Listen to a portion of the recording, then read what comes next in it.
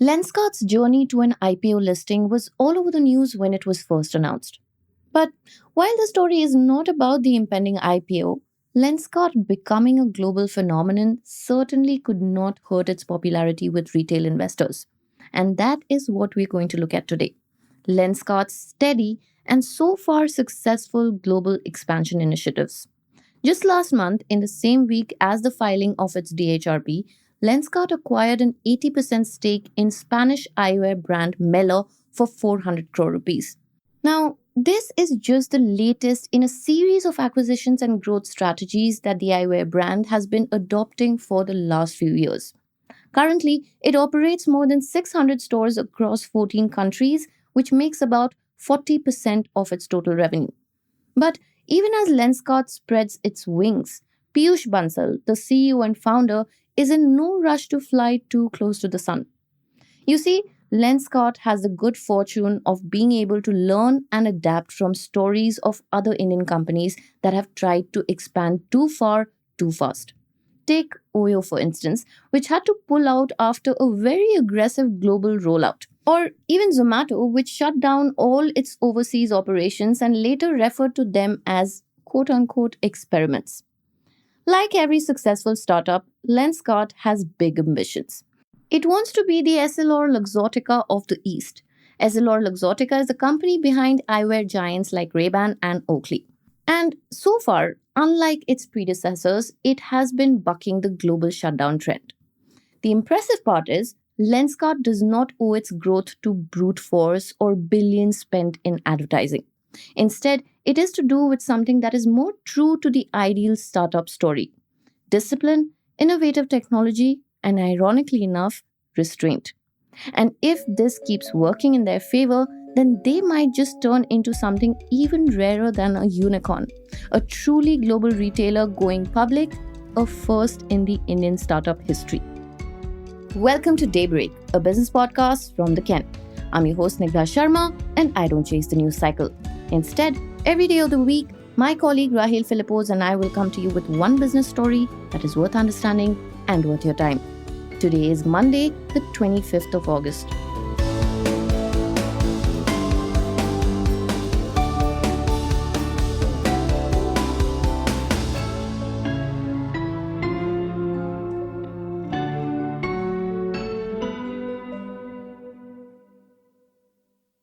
Now, like I mentioned earlier, Lenskart is not really going somewhere that no one else has ever gone before. Companies like Oyo and Zomato and Ola have tried and failed to expand globally. But Lenskart is employing a strategy that seems almost too simple once explained. Look at Zomato, for example. It decided to expand in 2012 and in a little over 3 years had a presence in 24 countries. This included large markets like the US, Canada, Brazil, and South Africa. Sounds pretty impressive, right? But we spoke to a senior analyst at ratings agency CRISIL, and guess what they told us? This strategy led Zomato to spend huge amounts of money on customer acquisition and also deal with regulatory impediments across geographies. So even though they touched break even, it was impossible to sustain. By 2024, the company had no option but to pull the plug on most of its international markets. Lenskart's approach has been significantly more measured and highly selective. Rox Maxwell, a global strategy lead at VT Markets, a multi-asset broker, told us that Lenskart was focusing on markets like UAE, Singapore, and Japan. These are markets where consumer demand and market dynamics are better aligned with India's and are also better at supporting Lenskart's existing business model. Not just that, Lenskart is leveraging its deep pockets to partner and acquire local players in new geographies. And this saves them the trouble of having to build from the ground up and gives them access to existing customer bases. So, what did their first step abroad really look like? Well, in 2019, they began with their acquisition of the Japanese eyewear brand Owndays. This move was a real jackpot. Not only did this acquisition add about 400 stores to Lenskart's global chain, but it also gave them immediate access to local market knowledge and infrastructure. This saved them years of initial market entry friction. It also made strategic investments in the San Francisco based immersive product visualization startup called Metadome, Israel based 6 over 6 that develops AI powered solutions for the optical industry, and France's Le Petit Lunetier. It has even set up a joint venture with Baofeng Framecart in China to manufacture frames. So, as you can see, Lenskart's money moves have been persistent and careful. Bansal made Owndays 5 offers before finally acquiring them for $400 million. And their first move together was to consolidate their market in Southeast Asia. But what is interesting is that Bansal has probably declined more checks than he has accepted. Even when SoftBank wanted to invest in Lenskart in 2019, Bansal took nearly 6 months to accept the offer. That too, only after he had come up with a viable product market fit, cultural fit, and a clear plan for deploying capital. That is probably why Owndays founders Takeshi Umiyama and Shuji Tanaka are still leading the company. Currently, Lenskart has 18,000 employees from over 25 nationalities. In the financial year 2025, they launched more than 100 in-house designed and engineered collections. These collections included those that were launched in collaboration with popular brands and celebrities like Karan Johar and Surya Kumar Yadav. So, what is next for them? Stay tuned to find out.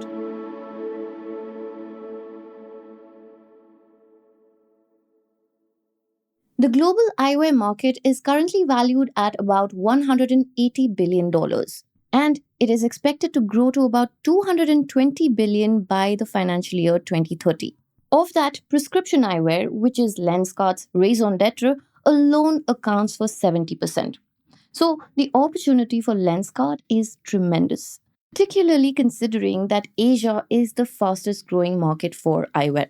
So it is perfectly positioned to dominate this region, especially considering the foothold that it already has in South Asia. But Lenskart has even bigger ambitions. It is also eyeing markets like the US, where its premium brands are supposed to make an entrance. This particular phase of expansion might be trickier though.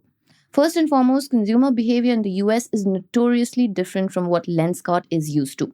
Eyewear is more of a fashion statement there, and several established companies already have brand trust and customer loyalty. Add to that increasing diplomatic tensions and tariff troubles, and the US market might be a tough nut to crack.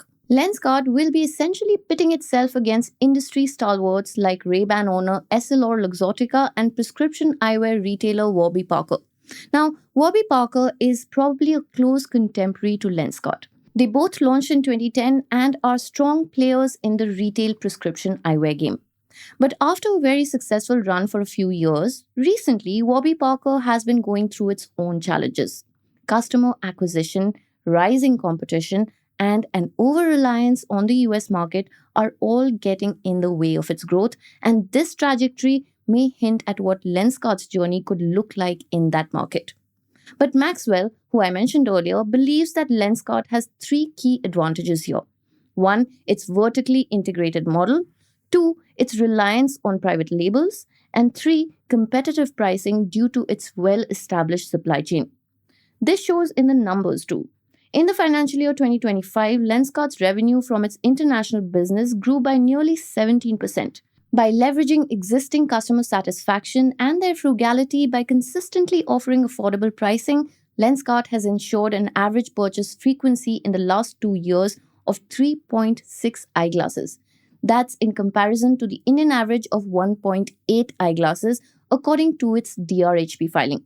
After all, glasses are healthcare essentials. They're not your 2 a.m. impulse buys.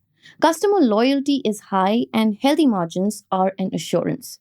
There's also a ripe opportunity in online retail. That aspect has seen less penetration. Less than 5% of prescription eyewear sales in India happened online.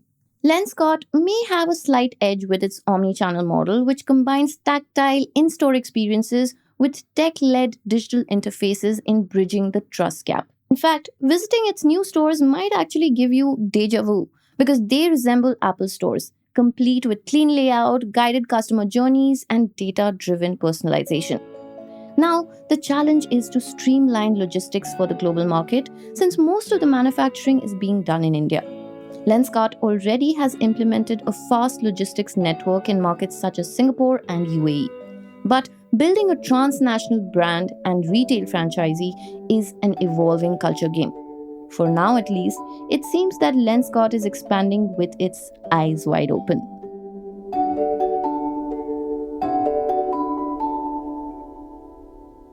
Daybreak is produced from the newsroom of the Ken, India's first subscriber-focused business news platform.